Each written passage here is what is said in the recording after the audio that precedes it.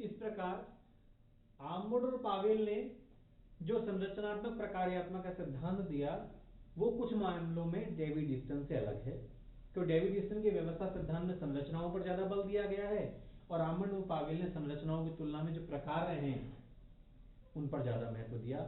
उन्होंने कहा कि कार्यों के अनुरूप संरचनाओं का निर्माण होना चाहिए। जो व्यवस्था जिन कार्यों को करती है उनके अनुरूप संरचनाओं का निर्माण होना चाहिए। और चूंकि मांगे जो आ रही वो आगत से आ रही हैं, मांगे उचित मांगे ही सरकार तक पहुंचनी चाहिए, व्यवस्था तक आनी चाहिए। इसलिए आमंड और पावेल ने निर्गत के बजाय आगत पर अपना ज्यादा ध्यान रखा, क्योंकि जो मांगे आ रही हैं उनमें गैर औपचारिक तत्व ज्यादा है। क्योंकि निर्गत पक्ष जो निर्णय लेता है वो तो सरकारी पक्ष लेते हैं, औपचारिक पक्ष हैं, व्यवस्थापिका, कार्यपालिका और न्यायपालिका। लेकिन जो मांगे आ रही हैं उनमें राजनीतिक दल से मांगे आ रही हैं, वो मांगे लेके आ रहे हैं, दबाव समूह मांगों को लेके आते हैं। तो निश्चित रूप से कहीं न कहीं मांगों जो आगत है उनका ज्यादा महत्व है। तो आमंड व पावेल आगत पर अर्थात जो मांगे जहां से आ रही हैं उन पर उन्होंने ज्यादा ध्यान रखा। अब हम बात करते हैं आमंड व पावेल के संरचनात्मक प्रकार्यात्मक सिद्धांत की।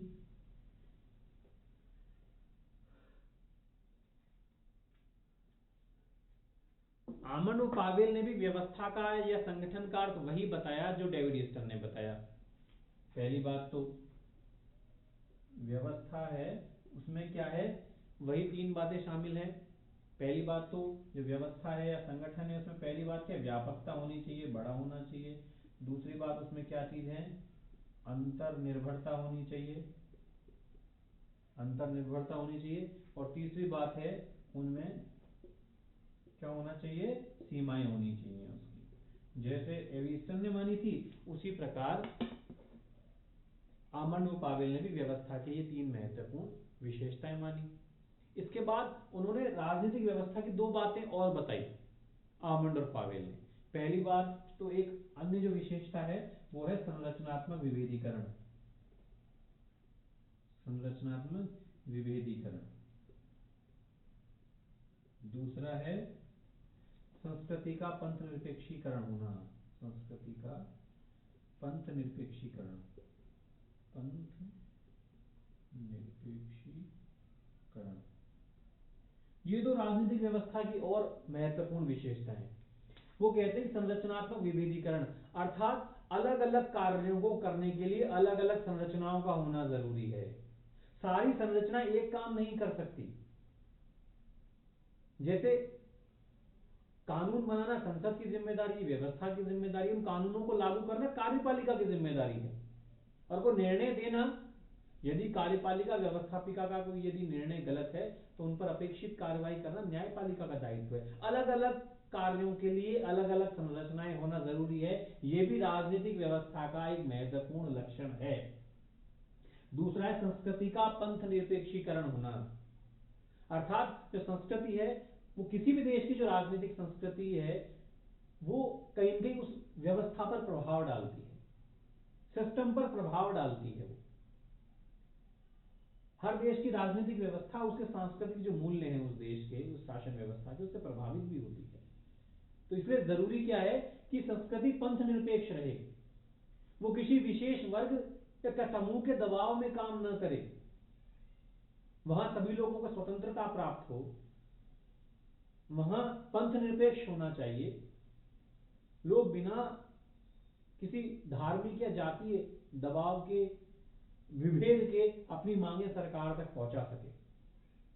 तो इस प्रकार राजनीतिक व्यवस्था की दो विशेषताएं उन्होंने और बताई है कि उस राजनीतिक व्यवस्था में अलग अलग कार्यों को करने के लिए अलग अलग संरचनाएं होना जरूरी है, और जो वहां की जो संस्कृति हो वो पंथ निरपेक्ष से प्रेरित हो, वहां किसी विशेष धार्मिक या जातीय दबाव, धार्मिक या जातीय समूह के प्रभाव में आकर वहां मांगे न आए, उन्हीं की केवल मांगे पूरी न हो, सभी लोगों की, चाहे किसी भी धर्म जाति वर्ग के हों, उनकी मांगे निष्पक्ष रूप में सरकार तक पहुंचे और सरकार उन पर समुचित निर्णय ले।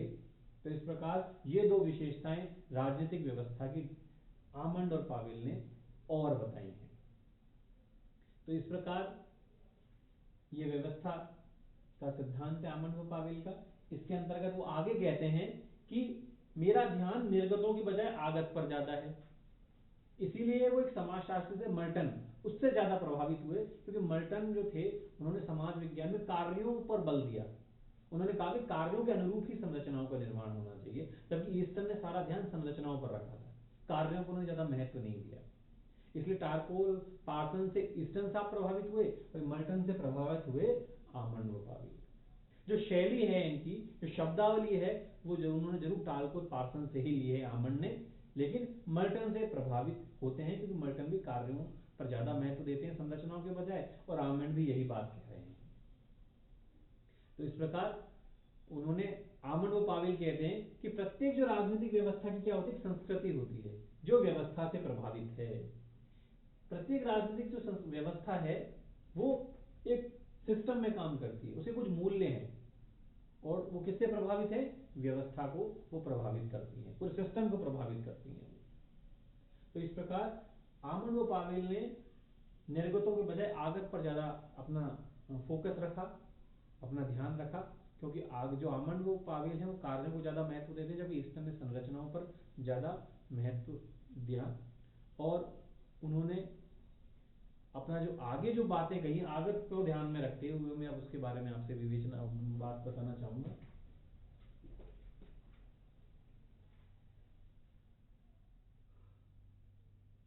अब उनका सारा ध्यान कहां पर है, आगतों पर है, आमंड पावेल के। आमंड पावेल की व्यवस्था सिद्धांत को निष्पादन मॉडल भी कहते हैं, है ना। और इस सिद्धांत को और आगे डिटेल से बताना चाहूंगा कि सबसे पहले उन्होंने 1960 में उनकी पुस्तक आई थी, politics politics of the developing areas. 1960 में उनकी पुस्तक थी politics politics of the developing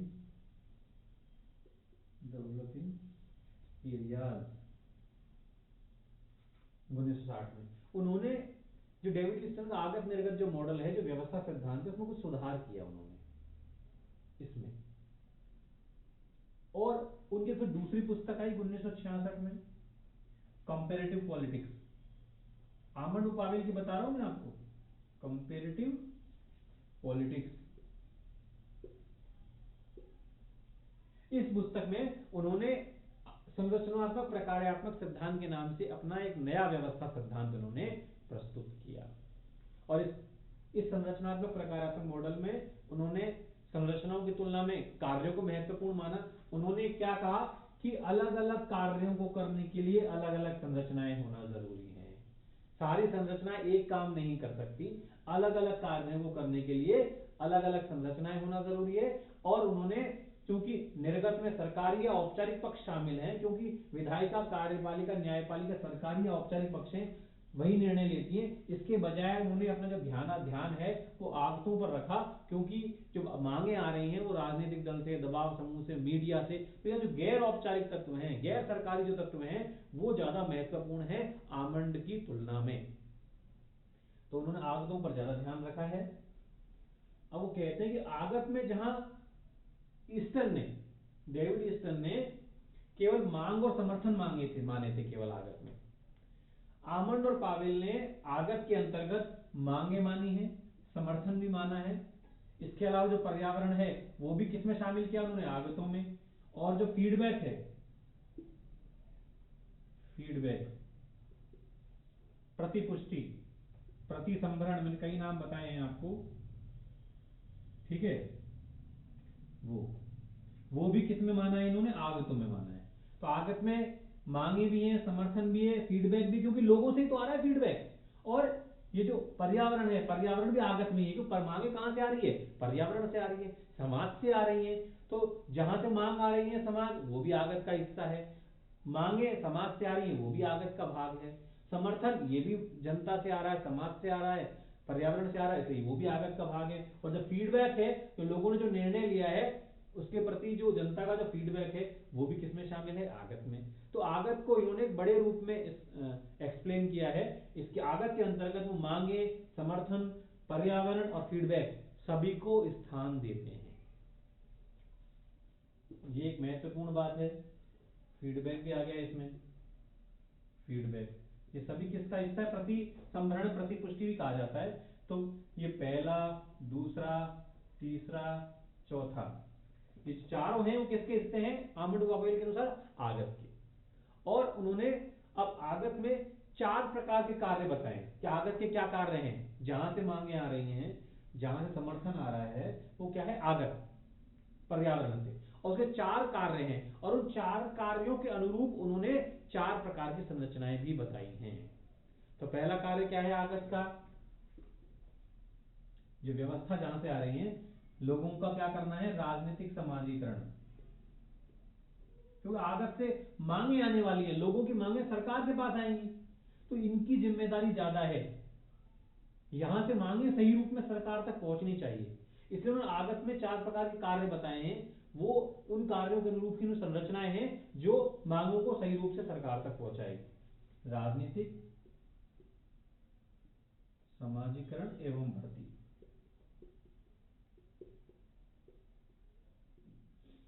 लोगों को राजनीतिक रूप से जागरूक बनाए, उनका सही तरीके से समाजीकरण होना चाहिए, लोग सामाजिक मूल्यों के बारे में जाने, सही रूप से भर्ती होनी चाहिए। लोगों को राजनीतिक रूप से जागरूक करना। यदि राजनीतिक रूप से जागरूक होंगे तो मांगे भी सही रूप ही सरकार तक आएंगी। तो पहला कार्य यह है आगत। और इसके अनुरूप संरचनाएं कौन कौन सी होंगी जो इस कार्य को करेंगी? जो लोगों को सही रूप से राजनीतिक रूप से सक्षम बनाएंगी, उन्हें जागरूक बनाएंगी। परिवार, शिक्षण संस्था, ये लोगों को जागरूक करेंगी। लोग जागरूक होंगे तो मांगे, सही उचित मांगे ही सरकार के पास आएंगी। पहला आगत का काम हो गया। दूसरा काम क्या है? हित स्पष्टीकरण करना। हित स्पष्टीकरण अर्थात जो लोगों की विशेष जरूरतें हैं उनको मांगों के रूप में बदलना। तो लोगों को इतने जागरूक नहीं है कि कौन सी मांग सरकार तक पहुंचनी चाहिए।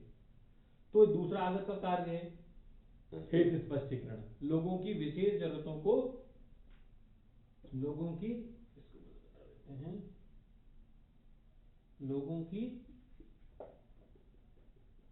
विशेष जरूरतों को, विशेष जरूरतों को मांगों में बदलना। हर जरूरत मांग में नहीं बदलेगी। हर जरूरत यदि मांग में बदलने लग जाएगी तो सरकार किन किन मांगों को पर निर्णय लेगी। इसलिए तो विशेष जरूरत है उनको मांगों में बदलना। ये काम कौन करेगा? ये काम करेंगे दबाव समूह। दबाव समूह के बारे में पहले मैं बता चुका हूं। लोगों के वे समूह हैं जो अपनी विशेष हितों के लिए सरकार पर दबाव डालते हैं और अपने कार्य करवाते हैं। ये राजनीतिक दलों से अलग होते हैं। तो लोगों की विशेष जरूरतों को मांगों में बदलना किसका कार्य है? दबाव समूह। तो ये आगत का कार्य हो गया। कार्य के अनुरूप क्या हो गई? इन संस्थाओं का निर्माण। कार्य ज्यादा महत्वपूर्ण है, उनके अनुरूप संरचनाओं का निर्माण हो रहा है। तीसरा, हित समूहीकरण। हित समूहीकरण, ये तीसरा कार्य। ये कार्य क्या है? मांगों को एकजुटता प्रदान करना। जरूरतों को मांगों में बदलने का काम कौन कर रहा है? दबाव समूह। लेकिन जो मांग आ गई उनको एक कंपाइल करना, उनको एकजुटता बनाना, उनको एक सम्मिलित एक नया रूप देना। मांगों को एकजुटता, ये काम कौन करेगा? राजनीतिक दल। जरूरतों को मांगों में पूरा कर रहे हैं दबाव समूह, और मांगों को एक एक समन्वित रूप दे रहे हैं। वो कौन दे रहे हैं? राजनीतिक दल। ये आगत का तीसरा काम है और कार्य के अनुरूप ये संस्था होगी। चौथा है, चौथा संचार। लोगों को सही रूप में, लोगों से जो जो सही सूचनाएं हैं, जो सही मांगे वो सरकार तक पहुंचनी चाहिए। सही उनको जानकारी मिले मांगों के रूप में। और ये काम कौन करेगा? मीडिया। तो इस प्रकार के 4 प्रकार के कार्य देख लीजिए, और इन 4 कार्य के अनुरूप 4 प्रकार की संस्थाओं का निर्माण होना जरूरी है, ऐसा आमंड और पावेल मानते हैं। तो उन्होंने बजाय संरचनाओं के कार्यों को ज्यादा महत्वपूर्ण माना है, कार्य के अनुरूप उन्होंने संरचनाओं का निर्माण किया। वो कह रहे हैं कि आगत के 4 कार्य जहां से मांग आती है, सार्वजनिक समाजीकरण का बढ़ती, लोगों को राजनीति के प्रति जागरूक करना, ये काम कौन करेगा? परिवार शिक्षण संस्थाएं करेंगी। लोगों की विशेष जरूरतों को मांगों में बदलना, इसे हित स्पष्टीकरण कहा है उन्होंने, ये काम कौन करेगा? दबाव समूह।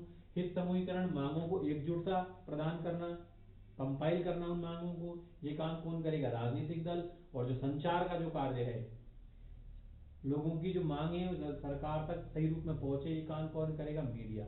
इस प्रकार आगत के उन्होंने 4 प्रकार के कार्य बताए हैं, 4 कार्यों के अनुरूप उन्होंने उनके अनुरूप संरचनाओं का निर्माण किया है।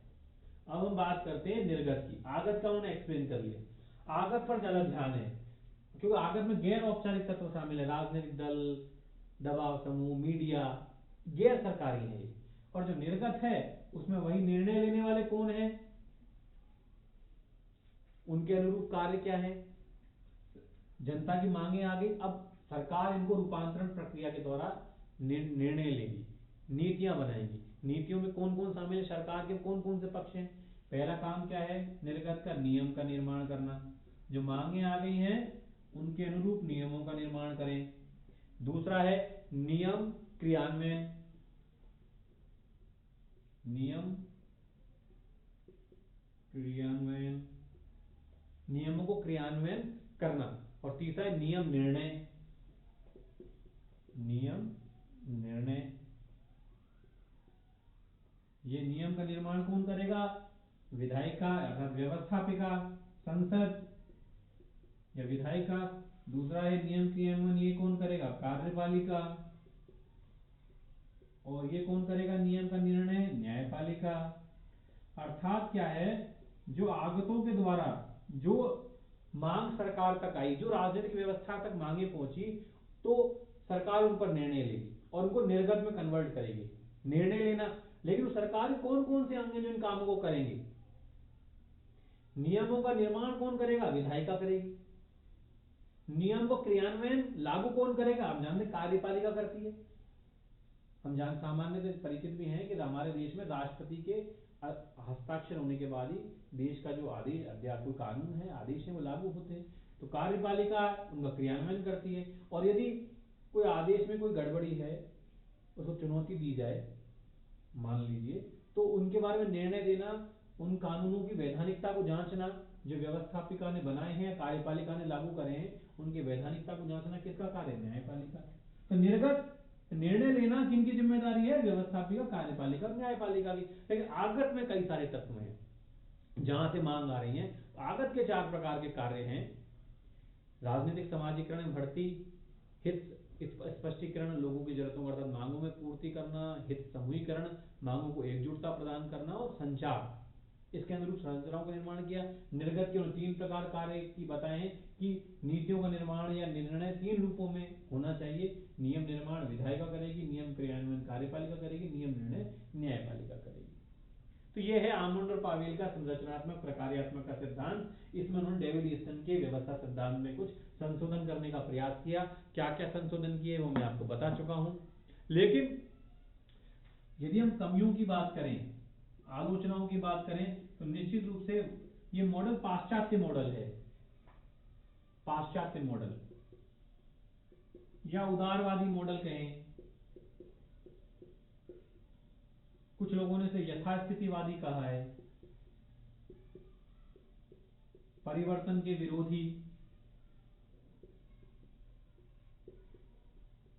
एक इन्होंने मनुष्य को यंत्र मान लिया कि मांगे आएंगी, मांगे ज्यादा नहीं होनी चाहिए, ज्यादा मांग आई तो राजनीतिक व्यवस्था गड़बड़ा जाएगी।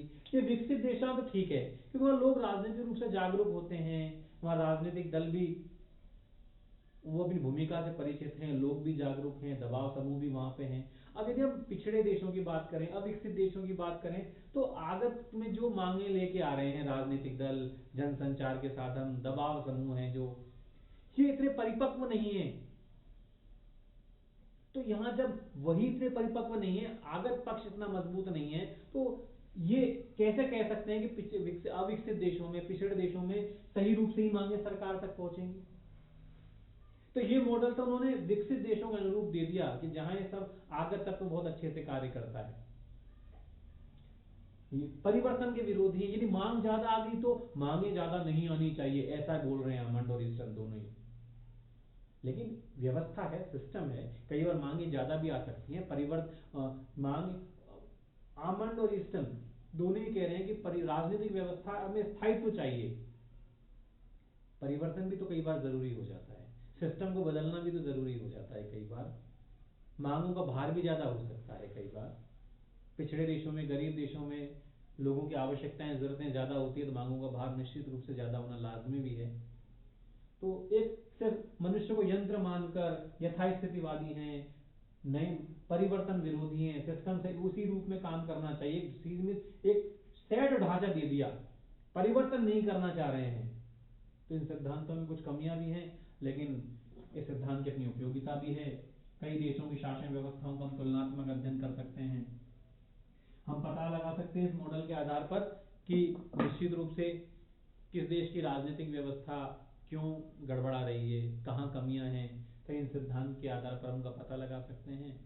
तो जहाँ डेविड ईस्टर्न का व्यवस्था सिद्धांत है व्यवहारवाद से प्रभावित था, वहीं आमंड और पावेल का जो सिद्धांत है संरचनात्मक प्रकार्यात्मक सिद्धांत, ये उत्तर व्यवहारवाद से प्रभावित है।